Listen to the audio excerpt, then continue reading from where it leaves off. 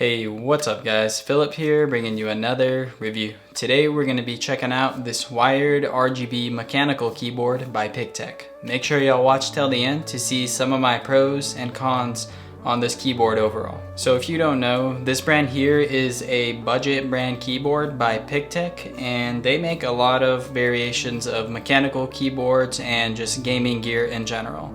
And this keyboard here, I would say, is probably their most slim and sleek looking keyboard that they make in terms of gaming peripherals. As you can tell by the design and build quality of this keyboard, there is no number pad, which is going to make things feel a little more centered and minimal and I guess clean overall, which I'm personally a big fan of because I do like less buttons on my keyboard, and also I do like that your mouse won't collide with your keyboard if you do a lot of wide range movements with your mouse. Let's kick things off by checking out what was inside the box. Inside the box you get the keyboard, of course, a mechanical key switch puller, and an instruction manual. With this instruction manual, you're going to see some helpful functions on how to control this keyboard, more specifically on how to actually use the RGB lights and features, which we'll be getting more into a little bit later in the video. In terms of build quality, this I would say is a more slim profile keyboard and more minimal. As I said earlier, it's missing a number pad, which is really going to make this thing feel centered and more minimal overall. And then the actual height of the keyboard, I wouldn't say it's exactly a low profile keyboard like the Logitech G915, but it's also not like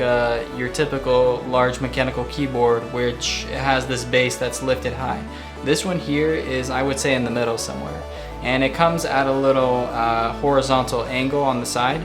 So it starts off kind of slim and then picks up overall, which I think adds for a better ergonomic and more comfortable typing experience. The key switches are blues, and I don't think they do come with any other options like browns or reds or anything like that.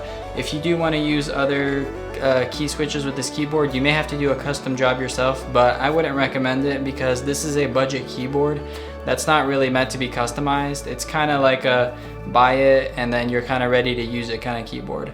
So I would say the typing experience overall with this keyboard is quite nice with the blues. You do get that clickety clackety sound where you can hear the clicks, and here's a little test for you guys. So it's fairly straightforward. If you heard a mechanical keyboard, this is traditionally what the blue switches sound like. If this is too loud for you, they do make other mechanical keyboards with red switches or brown switches that are a little quieter. So just use your best judgment on whether the loudness is acceptable in your workstation or gaming station environment. Something unique about this keyboard that I thought was pretty interesting is that a lot of the RGB features are controllable on the keyboard themselves.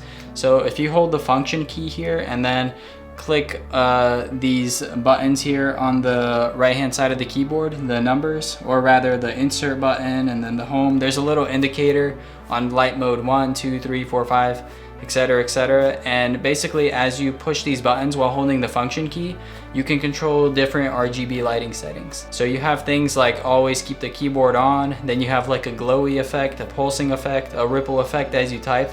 And there's a lot of different modes this keyboard has to offer. I believe there's 27 different RGB lighting effects that you can use with this keyboard, and it requires no software. It's all controllable on the keyboard, which is kind of nice because sometimes installing a software just to control your RGB lights can be a little tedious and overkill in my opinion. But this is kind of cool because it already comes with some pretty nice RGB effects and lighting settings that you can use right off the bat without installing any software. So I like the convenience factor of that. Pretty good stuff here. They also do have a few different modes that this keyboard enters, and more specifically like the lighting effects. So you can enter FPS mode, which basically only keeps the WASD keys lit up. Then you have RTS mode, which stands for real-time strategy. It's more for those strategy games.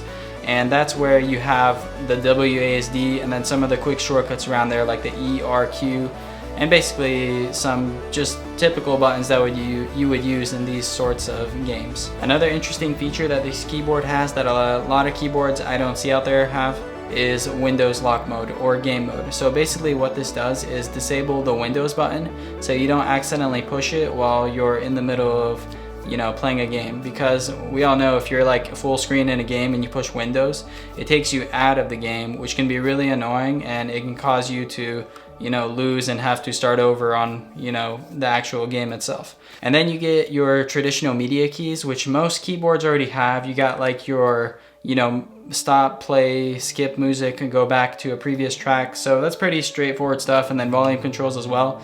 And it's all accessible like most keyboards out there. You just hold the function key, and then there's these little icons on the F keys. So if you want to skip a track, you just click function, skip, previous, etc., etc.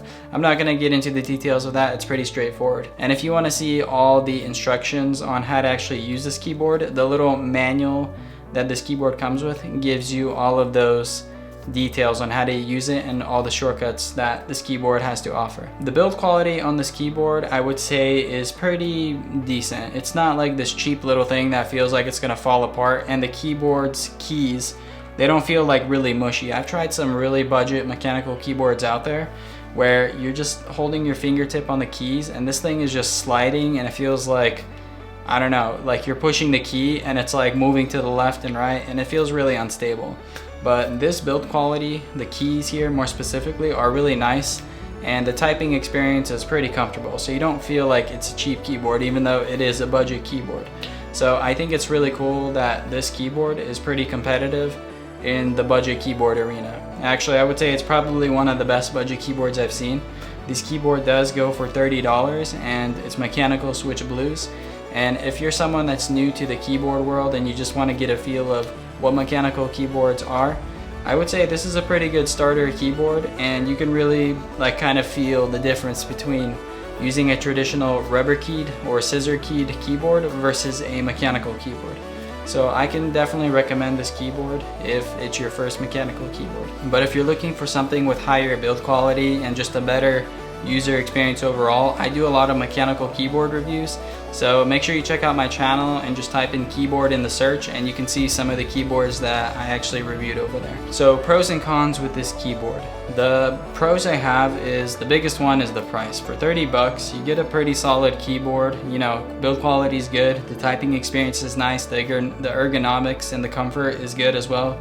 You can use this thing for quite a bit of time, and your hands aren't going to be tired. And you got a lot of RGB options that come built into the keyboard and no software required. That's a pretty nice list of good things about this keyboard for a $30 keyboard. So the only thing I don't like about this keyboard, I would say, is the height at which it is. And it's not even that high, but I like to use more low profile keyboards, and the Logitech G915 is personally like my gold standard of keyboards right now, because that thing is low profile. I don't have to lift my wrists up to type the keys, but with this one you do have to lift your wrists a little, but it's not even that high.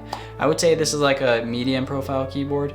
So that's the only con I would say I have, which is not really a con, it's just a personal preference. So it's a really good keyboard, and if you're interested in this keyboard, I will leave a link down in the description on where you can pick it up. And with all that being said, if you like this video, make sure you click that like button, and if you want to see more videos like this in the future, make sure you click that subscribe button, and I'll keep you on the loop on what's happening in the tech world. Don't forget to like this video and leave your comments down below. Thanks for watching.